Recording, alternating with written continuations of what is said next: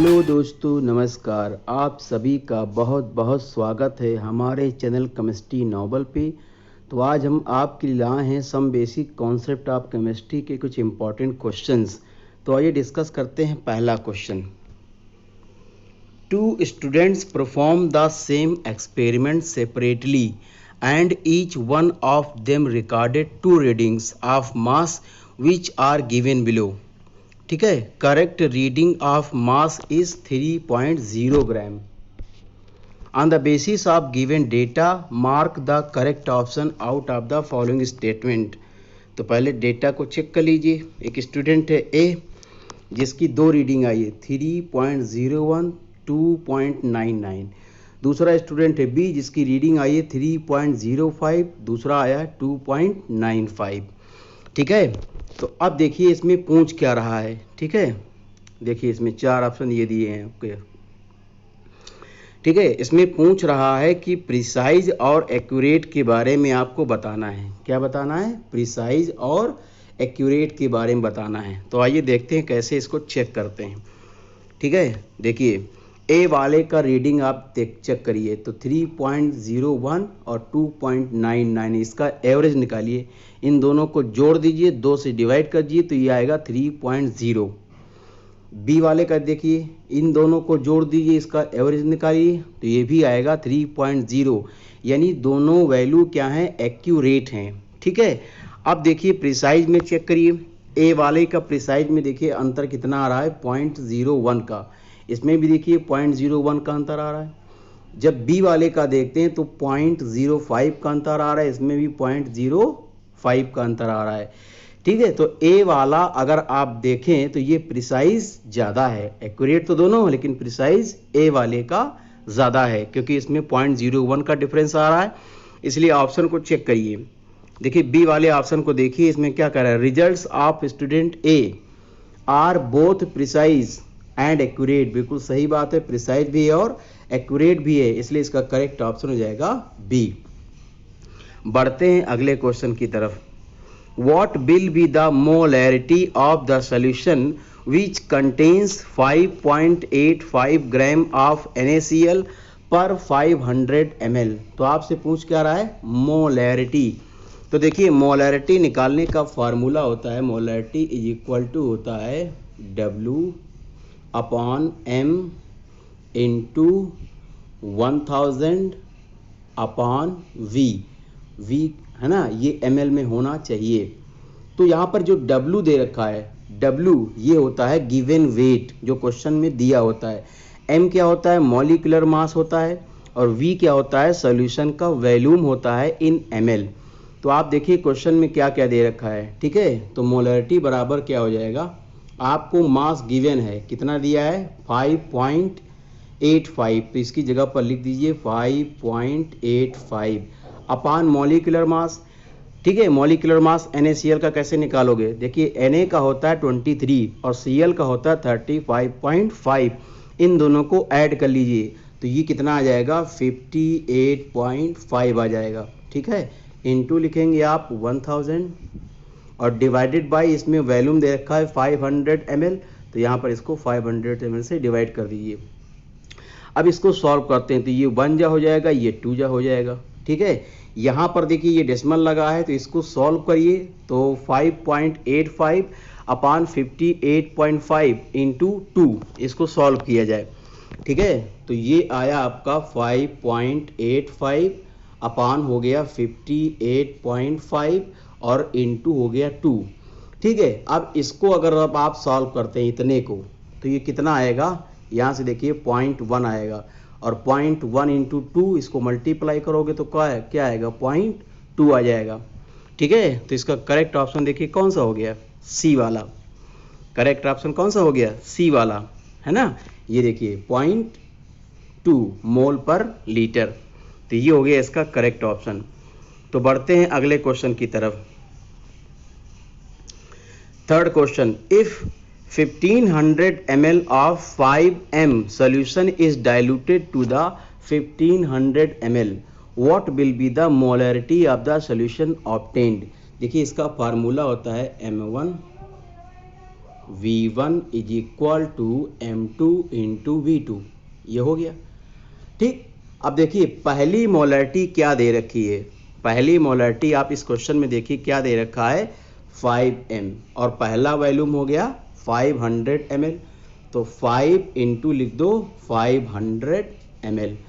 अब आओ equal to M2, तो M2 आपको बताना है कितना होगा, इंटू V2 ये दे रखा है, और ये कितना है इंटू 1500।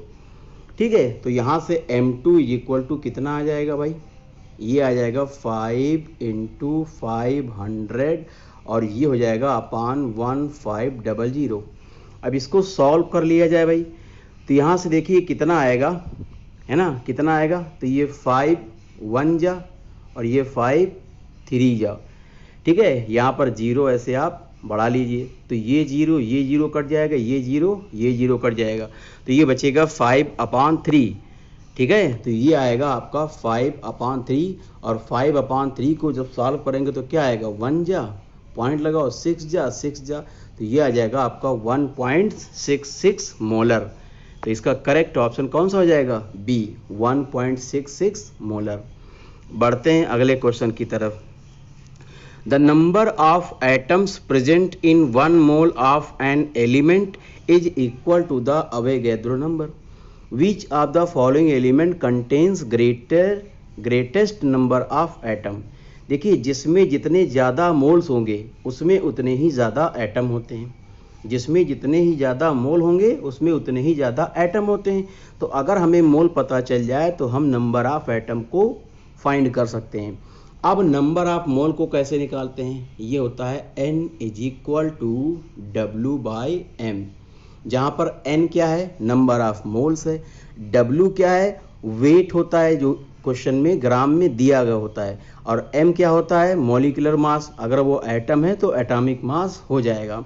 तो ये पहले वाले में देखिए 4 ग्राम हीलियम है, कितना है 4 ग्राम हीलियम, और हीलियम का एटॉमिक मास कितना होता है 1, ठीक है सॉरी 4 होता है, तो 4/4 ही कितना आ जाएगा 1, यानी 1 मोल हो गया पहले वाले में। अब सोडियम का देखिए तो ये आएगा 46, ठीक है, और सोडियम का एटॉमिक मास भी होता है 23, तो इसको सॉल्व करो कितना आ जाएगा 2 आ जाएगा। अब आप कैल्शियम को सॉल्व करिए तो W दे रखा है 0.4 ग्राम, और कैल्शियम का होता है एटॉमिक मास 40, तो इसको सॉल्व करोगे तो कितना आएगा 0.01 आ जाएगा। अब हीलियम को चेक करो तो हीलियम का मास दे रखा है 12, और हीलियम का एटॉमिक मास होता है 4, तो इसको सॉल्व करोगे कितना आएगा 3 मोल्स आएगा। तो पहले वाले में 1 मोल्स, दूसरे वाले में 2 मोल्स, तीसरे वाले में 0.01 मोल्स, और चौथे यानी डी वाले में 3 मोल्स। तो सबसे ज़्यादा मोल किसमें डी वाले में, तो जितने ज़्यादा मोल्स होंगे उसमें उतने ही ज़्यादा एटम होंगे, तो सबसे ज़्यादा डी वाले में है, इसलिए इसका करेक्ट ऑप्शन हो जाएगा डी 12 ग्राम हीलियम। समझ में आ गया होगा। तो बढ़ते हैं हम लोग अगले क्वेश्चन की तरफ।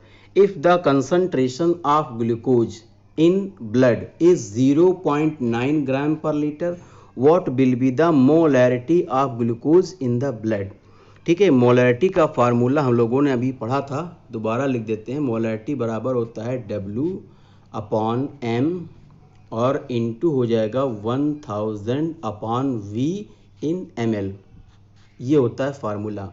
m होता है मोलैरिटी, W होता है वेट जो क्वेश्चन में गिवन होता है ग्राम में, m होता है मॉलिक्यूलर मास, और V होता है सॉल्यूशन का वॉल्यूम। ठीक है, अब देखिए इस क्वेश्चन में क्या क्या गिवन है। ठीक है, अब देखिए यहाँ से क्लू देखिए, आपको दे रखा है 0.9 ग्राम पर लीटर। इसका मतलब समझिए, इसका मतलब होता है 0.9 ग्राम जो ग्लूकोज है वो डिजॉल्व है 1 लीटर सोल्यूशन में। ठीक है, तो इसको फार्मूले में पुट कर दिया जाए।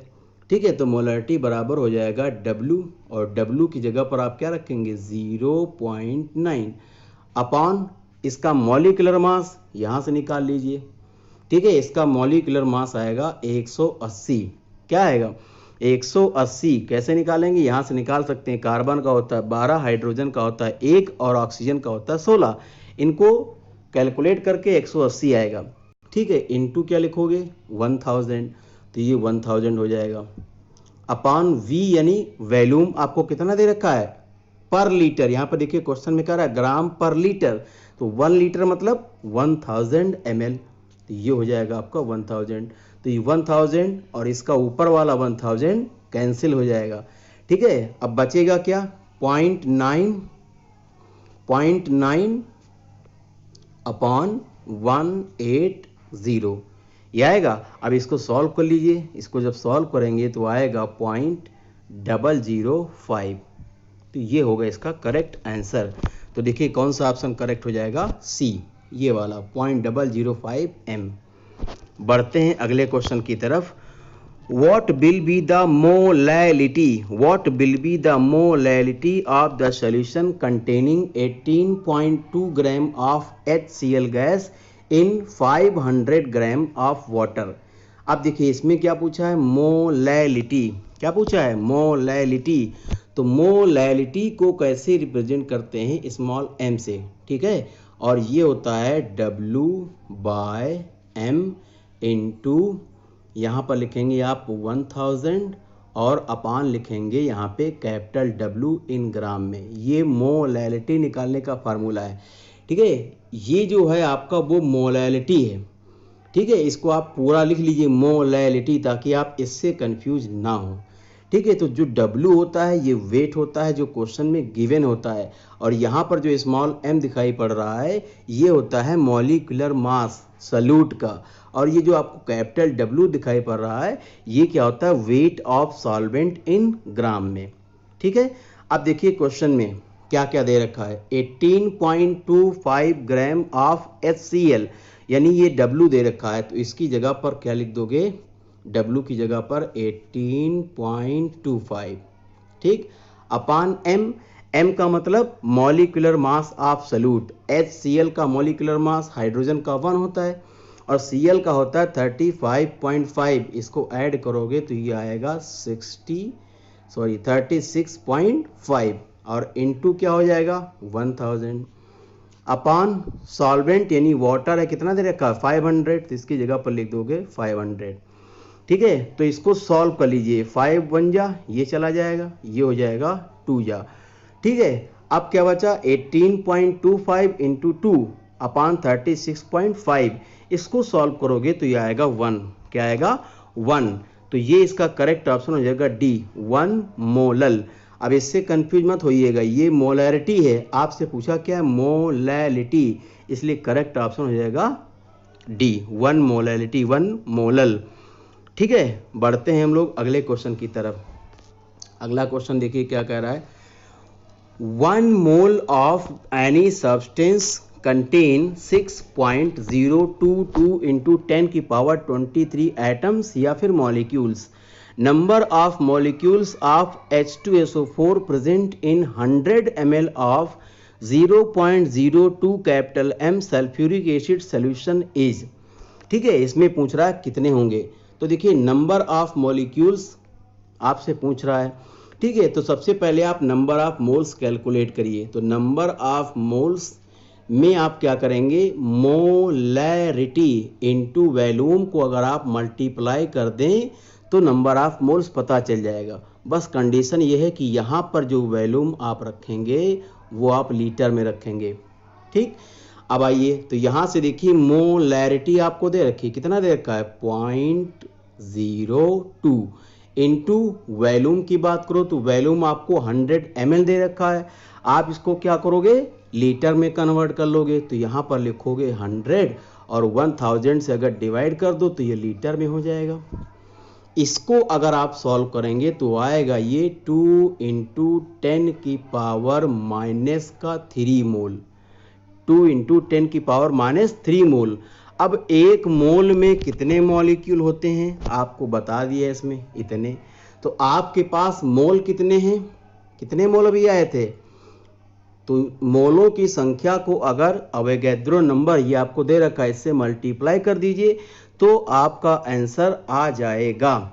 ठीक है, तो यहाँ से आपने देखा था 2 इंटू 10 की पावर -3 मोल्स आ गए थे और इसको मल्टीप्लाई कर दीजिए 6.022 इंटू 10 की पावर 23। ठीक, अब ये पावर 23 और ये ये देखिए -3 कैंसिल हो जाएगा तो ये बचेगा 20। अब 6.022 को 2 से मल्टीप्लाई करोगे तो आएगा 12.044 और पावर क्या बचेगा 20। तो इसका करेक्ट ऑप्शन देखिए कौन सा हो जाएगा ए, 12.044 इंटू 10 की power 20। Option A is correct. बढ़ते हैं अगले क्वेश्चन की तरफ। The empirical formula and molecular mass of a compound are. देखिए एम्पिरिकल फार्मूला CH2O दे रखा है, इसका मॉलिक्यूलर मास 180। पूछ रहा है what will be the molecular formula of the compound. तो देखिए मॉलिक्यूलर फार्मूला आप कैसे निकालते हैं। मॉलिक्यूलर फार्मूला बराबर होता है N इंटू एम्पिरिकल फार्मूला, ये फार्मूला होता है। अब N कैसे निकलता है, N निकलता है आपका एम्पिरिकल फार्मूला मास, ठीक है। N कैसे निकलता है, molecular mass upon empirical formula mass. तो मॉलिक्यूलर मास आपका 180 दे रखा है और एम्पिरिकल फार्मूला आप CH2O का निकाल सकते हैं। कार्बन का हो जाएगा 12, हाइड्रोजन का 2, ये 16, तो टोटल आएगा 30। तो इसको डिवाइड करोगे क्या आ गया 30 आ गया। तो n बराबर यहाँ से सॉल्व करने पर क्या आएगा 6, क्या आएगा 6। अब इस n की वैल्यू को इस फार्मूले में फिर से सेट कर दो। तो फार्मूला मॉलिक्यूलर फार्मूला बराबर होता है n इंटू एम्पिरिकल फार्मूला, ठीक है। तो n कितना आया 6 आ गया, एम्पिरिकल फार्मूला दे रखा ये देखिए CH2O, इसको सॉल्व करोगे तो ये आएगा C6 और ये 2 6 जा 12 और ये हो जाएगा O6। तो फार्मूला बन के आ गया मॉलिक्यूलर फार्मूला C6H12O6। तो कौन सा ऑप्शन करेक्ट हो गया, ये देखिए सी वाला C6H12O6। बढ़ते हैं अगले क्वेश्चन की तरफ। If the density of a solution is 3.12 ग्राम पर ml, the mass of 1.5 ml solution in significant figure is, ठीक है। तो देखिए हमको फार्मूला पता है, डेंसिटी इज इक्वल टू होता है क्या, मास अपॉन वॉल्यूम, ठीक। अब आपको दे रखा है डेंसिटी, कितना दे रखा है 3.12, ठीक है। मास आपसे पूछा है ये देखिए, और अपॉन वॉल्यूम कितना दे रखा है 1.5 ml। तो यानी m ये क्रॉस मल्टीप्लाई करा लीजिए तो 3.12 इंटू 1.5 हो जाएगा, 3.12 इंटू 1.5 हो जाएगा। अब इसको जब आप सॉल्व करेंगे तो ये आएगा 4.68, कितना आएगा 4.68, ठीक है। अब 4.68 आया, मल्टीप्लिकेशन में क्या होता है, जिसमें सिग्निफिकेंट फिगर की वैल्यू लोवेस्ट होती है उसको लिया जाता है। जैसे इसमें देखिए 3 है, इसमें देखिए 2 है, तो यही लिया जाएगा 2 वाला। तो अभी आपने सॉल्व करके क्या लिखा था 4.68। अब यहाँ पर देखिए सिग्निफिकेंट फिगर कितने हैं 3 हैं, तो इसको फिर राउंड ऑफ करना पड़ेगा। राउंड ऑफ करेंगे तो ये इसमें ऐड हो जाएगा, तो ये बन जाएगा 4.7। अब इसमें भी सिग्निफिकेंट फिगर 2 हो गए, लोवेस्ट वाला। तो इसका करेक्ट ऑप्शन कौन सा हो गया ए, 4.7 ग्राम। बढ़ते हैं अगले क्वेश्चन की तरफ। Which of the following statement about a compound is incorrect, ठीक है। अब देखिए ए ऑप्शन क्या कह रहा है, a molecule of compound has atom of different element. ये बिल्कुल सही बात है, एक मॉलिक्यूल में डिफरेंट एटम डिफरेंट एलिमेंट के हो सकते हैं। बी क्या कह रहा है, a compound can not be separated into its constituent element by physical method. बिल्कुल सही बात है, फिजिकल मेथड से इसको कॉन्स्टिट्यूएंट एलिमेंट में सेपरेट नहीं किया जा सकता। सी वाला क्या कह रहा है, आपसे पूछ क्या रहा है, इनकरेक्ट, ठीक है। तो अब देखिए सी वाले में देखिए, सी वाला कह रहा है a compound retains the physical property of its constituent element. ये बात गलत हो गई, रिटेन्स मतलब सिमिलर, वही प्रॉपर्टी, यानी जो एलिमेंट पहले था वो जब कंपाउंड बनाएगा तो उसकी प्रॉपर्टी क्या होती है, बदल जाती है, रिटेन नहीं रहती है। इसलिए यही ऑप्शन इनकरेक्ट हो जाएगा, ठीक है, ये वाला सी वाला। डी वाले को देखिए, the ratio of atoms of different element in compound is fixed. ये भी बात सही है। जैसे H2O देखिए, इसमें 2 हाइड्रोजन 1 ऑक्सीजन हमेशा रहेगा। CO2 में देखिए 1 कार्बन 2 ऑक्सीजन हमेशा रहेगा। आपसे पूछ इसमें क्या रहा है, देखिए कौन सा स्टेटमेंट इनकरेक्ट है, तो जो स्टेटमेंट इनकरेक्ट है वो है आपका सी। समझ गए ना, फिजिकल प्रॉपर्टी रिटेन नहीं होती है एलिमेंट की, अलग हो जाती है, चेंज हो जाती है। बढ़ते हैं अगले क्वेश्चन की तरफ। Which of the following statement is correct about the given reaction. ये देखिए आपको रिएक्शन दिया गया है, ठीक। पहला ऑप्शन क्या कह रहा है, total mass of iron and oxygen in reactants equal to the total mass of iron and oxygen in product. Therefore it follows the law of conservation of mass। बिल्कुल सही बात है, यही ऑप्शन आपका करेक्ट हो गया क्योंकि करेक्ट पूछ रहा है, ठीक है। तो और ऑप्शन को हम लोग चेक कर लेते हैं। बी वाले में देखिए क्या कह रहा है, total mass of reactant equal to total mass of product, law of multiple proportion. बिल्कुल गलत बात, नहीं होता है। Amount of Fe2O3 can increase by taking any one of the reactant in excess, ये भी बात नहीं सी, एक्सेस में लोगे तब भी वही बनेगा क्योंकि मास क्या है, फिक्स होता है। Amount of Fe2O3 produced will decrease if the amount of any one of the reactant taken in excess, ये भी गलत बात है, ठीक है। तो आपसे इसमें पूछ क्या रहा था, इसमें आपसे पूछा गया था कौन सा ऑप्शन जो है वो करेक्ट है, तो ऑप्शन करेक्ट हो जाएगा A, total mass of iron and oxygen in reactants equal to the total mass of iron and oxygen in product, therefore it follows the law of conservation of mass. यही option correct हो गया, ठीक है। Video अच्छा लगा हो तो like करिए, शेयर करिए, ठीक है। अगर आप चैनल पर नए हैं तो सब्सक्राइब करना ना भूलें। Thank you for watching, thank you.